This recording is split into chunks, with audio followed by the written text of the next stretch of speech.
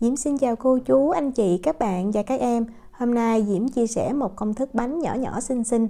Bên ngoài là lớp vỏ trong nè, vừa dai mềm, kết hợp với lại phần nhân kem trứng béo thơm. Ngoài nhân kem trứng mình có thể dùng nhân đậu đỏ nè, nhân mè đen, nhân trà xanh hay là nhân khoai môn đều ngon. Cách làm như thế nào thì bây giờ mình cùng vào bếp làm món bánh thủy tinh này với Diễm nha.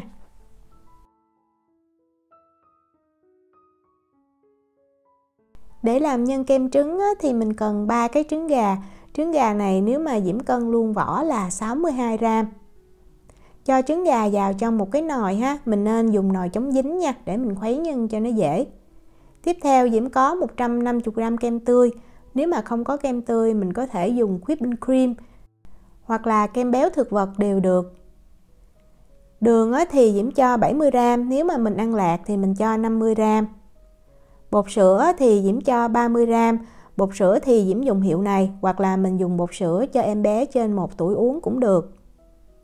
Để tạo mùi thơm và màu đẹp thì mình có thêm 8g bột kem trứng hay là bột custard. Bột kem trứng Diễm dùng hiệu này. Ở Việt Nam thì có hiệu Sư Tử hay còn gọi là bột Sư Tử. Bột mì thì mình cần 50g và mình nên dùng bột mì có hàm lượng protein thấp nha, bột mì số 8 hoặc là bột bánh. Tiếp theo Diễm có 2 lòng đỏ trứng muối đã hấp chín. Mình hấp rất là nhanh ha. Nước nguội mình cho vào, đợi nước sôi thì mình tính 8 phút thì 2 lòng đỏ này chín ngon. Ngoài cách hấp mình cũng có thể nướng nha.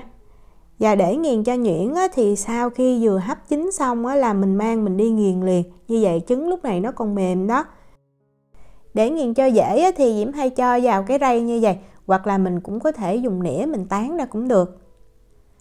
Cho 2 cái lòng đỏ trứng muối đã nghiền này vào chung với lại cái hỗn hợp bột. Rồi mình khuấy ra cho thật là đều nha. Mình khuấy cho tới khi mà mình thấy bột nó mịn, nó không còn lợn cợn. Nếu mà mình thấy bột khó tan mình có thể rây lại ha. Nó hỗn hợp sau khi mà mình khuấy xong thì nó sẽ mịn, nó sệt như vậy.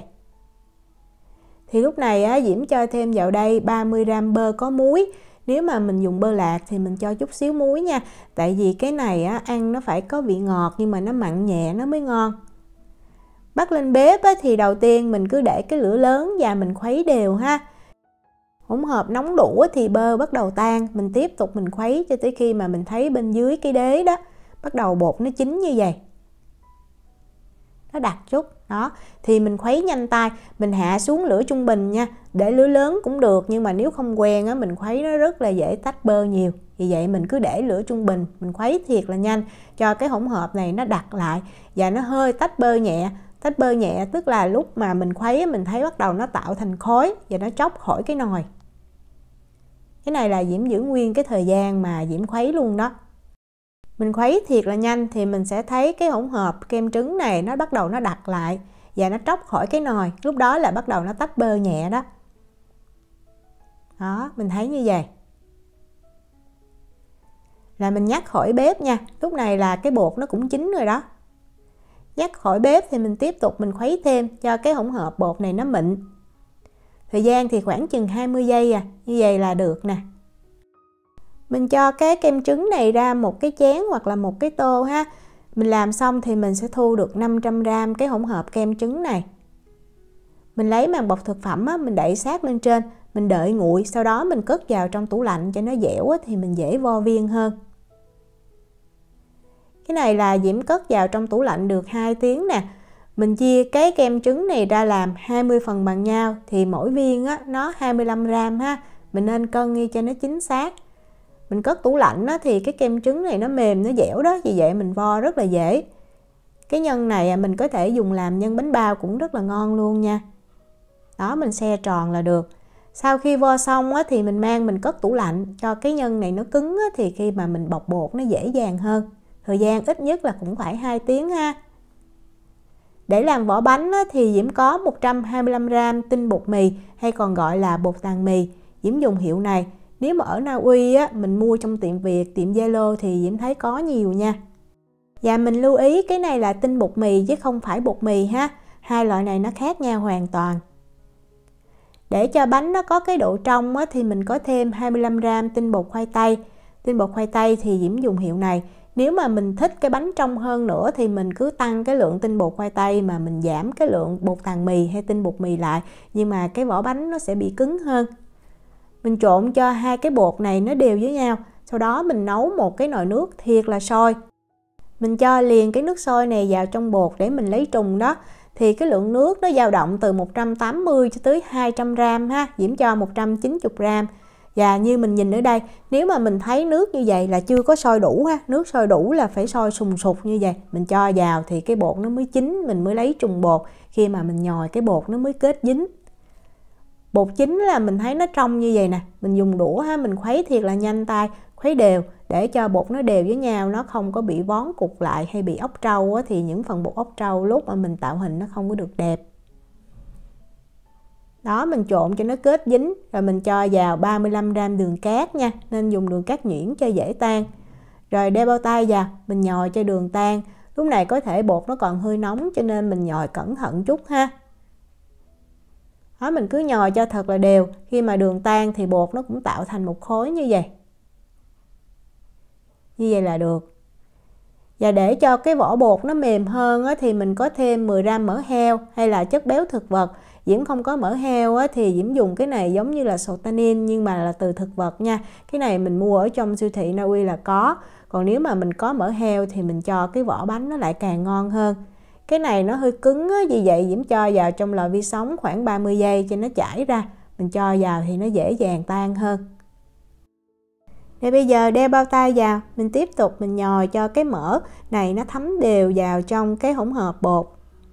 Đầu tiên á, mình cứ bóp như vậy ha, tại vì nếu mà mình nhồi nó hơi trơn, hơi khó.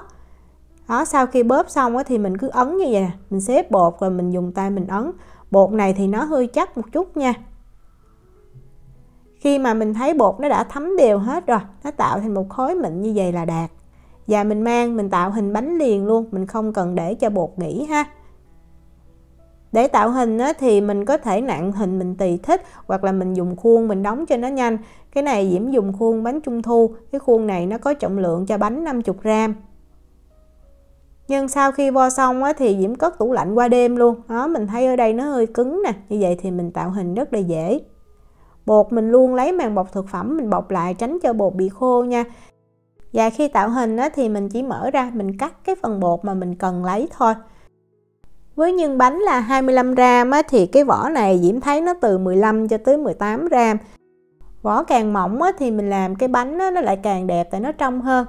Bột á, mình phải bóp á, mình bóp cho nó mịn, sau đó mình xe nó lại nè, mình túm nó lại vậy cho nó hơi tròn để khi mà mình cán ra nó được dễ dàng. Cái mặt mịn mình để bên dưới ha, mình dùng lòng bàn tay á, mình ấn cho nó dẹp rồi mình cán ra thôi. Mình cán miếng bột này làm sao cho nó có cái đường kính khoảng 10 cho tới 11 cm á, thì Diễm thấy mình bao cái viên nhân rất là dễ. Cho nhân vào ngay giữa và bắt đầu mình túm lại thôi. Cái bột này Diễm có lưu ý là nó hơi chắc một chút, vì vậy lúc mà chia bột xong á, mình nên bóp cho cái bột nó mềm, nó mướt trở lại rồi mình cán ra thì mình vo cái bánh mình tạo hình đó, nó sẽ đẹp hơn. Đó, mình cứ túm lại thôi rồi mình díp cái mí lại. Sau đó mình sẽ nắn cái bột cho nó dài ra chút. Như vậy lúc mà mình cho vào trong cái khuôn đó, nó dễ dàng hơn.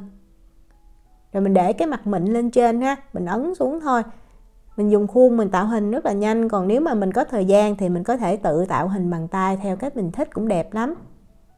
Diễm thấy dùng khuôn á, nên dùng khuôn có hoa văn mà nó sâu, nó nổi thì cái bánh khi mà mình hấp xong mới đẹp. Mình cắt một cái tờ giấy nướng bánh nhỏ đó, mình lót bên dưới. Đây là 20 cái bánh mà Diễm đã tạo hình xong rồi. Và mình mang mình đi hấp liền ha. Xưởng hấp của Diễm á, cái đường kính là 28 cm thì Diễm chia làm 2 lần. Mỗi lần Diễm hấp 10 bánh. Mình đợi nước thiệt là sôi nha. Rồi mình cho cái xưởng bánh lên mình hấp.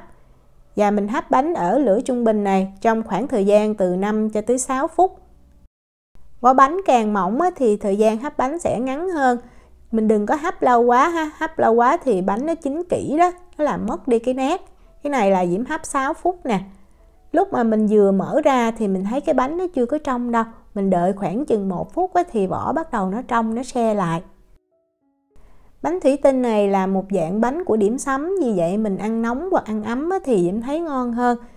Khi mà lấy bánh ra thì mình đợi khoảng chừng 1 phút là mình ăn được ha. Cái này là Diễm cán vỏ mỏng nè, mình có thể thấy được cái nhân màu vàng ở bên trong, nhìn nó đẹp hơn. Và cái vỏ này lúc mà Diễm làm Diễm cân là 15 gram, trong khi cái vỏ bánh này thì Diễm cân là 18 gram bột, thì mình thấy nó dày hơn, nó không có thấy được cái nhân ở bên trong, và Diễm thấy ăn vỏ mỏng nó ngon. Bánh này thì mình ăn nóng hoặc ăn ấm, mình làm nhiều thì mình cứ bảo quản trong tủ đông đá, khi ăn thì mình mang mình hấp nóng lại. Diễm chúc cô chú, anh chị, các bạn và các em thành công với lại món bánh thủy tinh này. Nếu mà có thắc mắc gì thì cứ để lại lời nhắn hoặc là gửi tin nhắn cho Diễm. Diễm cảm ơn sự quan tâm theo dõi video rất là nhiều. Hẹn gặp lại trong những video tiếp theo. Chào tạm biệt.